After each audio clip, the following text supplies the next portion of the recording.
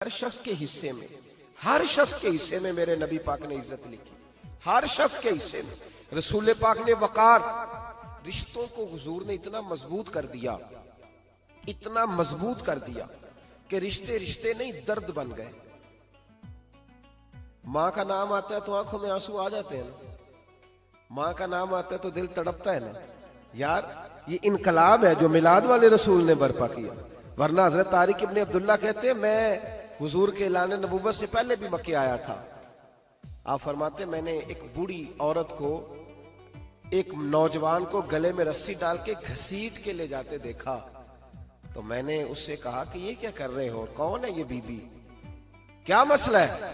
तो वो कहने लगा जी मेरी अम्मा है, बूढ़ी हो गई है, किसी काम की नहीं रही तो बेचने जा रहा हूँ, चलो किसी के बर्तन जब मांजेगी तो मेरे तो पास कुछ नफा आएगा ना बेचने। ये दास्तानें नहीं। अभी भी जिन लोगों की तबीयत सख्त होती है वो कत्ल नहीं कर देते माँ बाप को। वाकया सुनिए ना आपने कि अब्बा मेरे नाम जमीन नहीं कर रहा तो मार दिया। जब कलेजे सख्त होते हैं तो काम हो जाता है।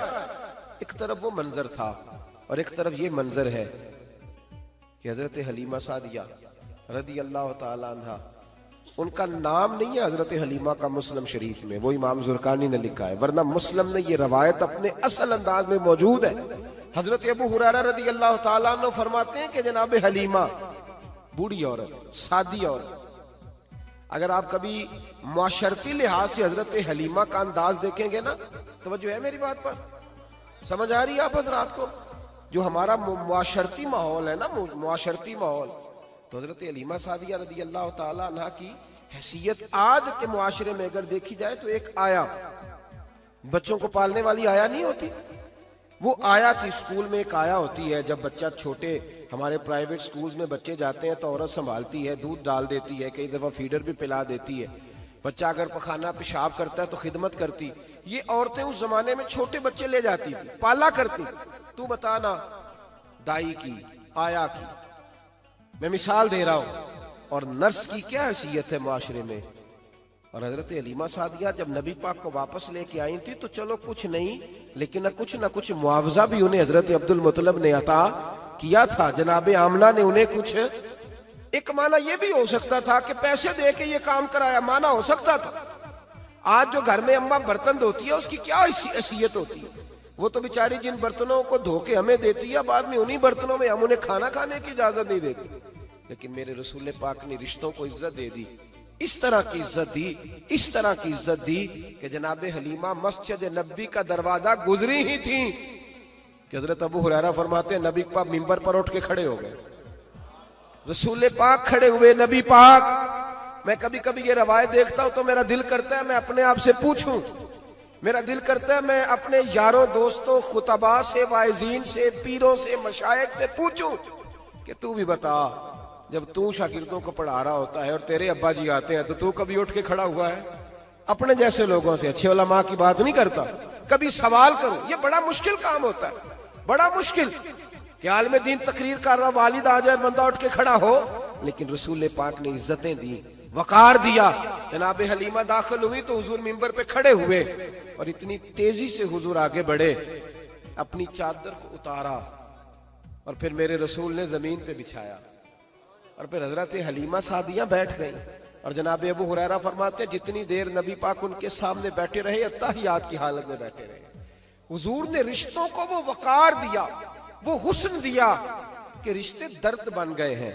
अब माँ का नाम दिल में बाद में आता है, जुबान में बाद में आता है, आंसू पहले आते हैं। अब माँ का रिश्ता एक वकार है, एक हुस्न।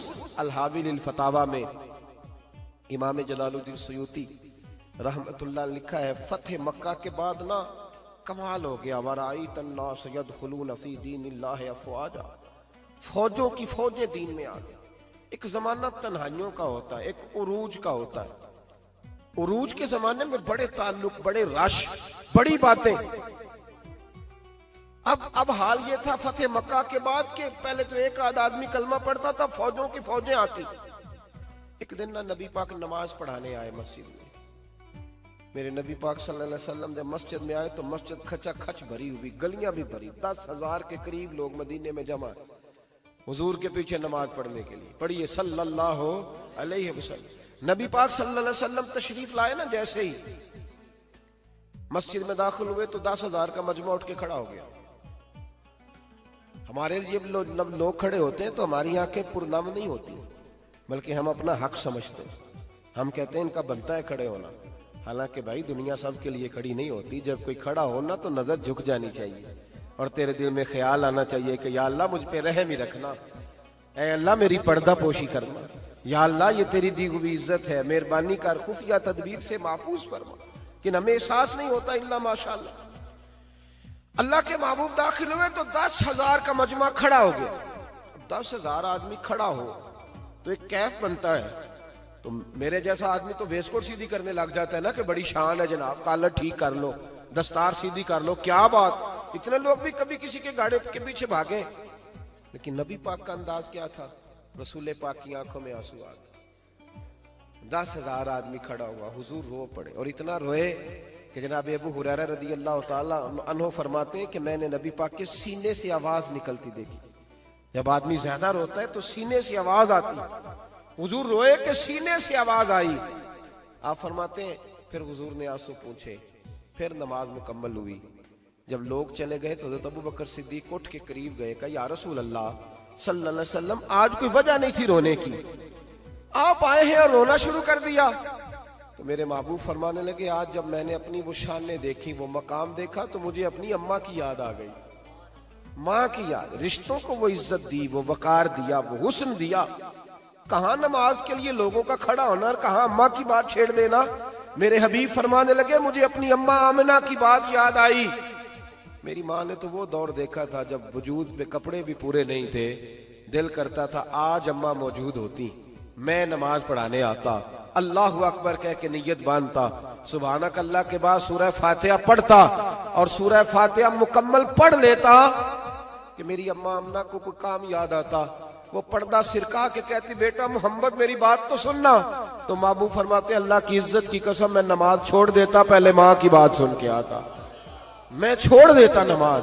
वकार दे दिया, वकार, वो हुस्न बख्शा, वो तवानाई बख्शी। कहते पहले तो हुजूर रो रहे थे ना, जब हुजूर ने वजाहत की तो फिर सारे रोने लग गए, फिर सब रोने लग गए, फिर अपना अपना दर्द, अपना अपना ज़ौक़, अपना अपना शौक। क्यों नहीं तू माँ को इज्जत देता, क्यों नहीं तू चंद घड़ियां बाप को टाइम देता।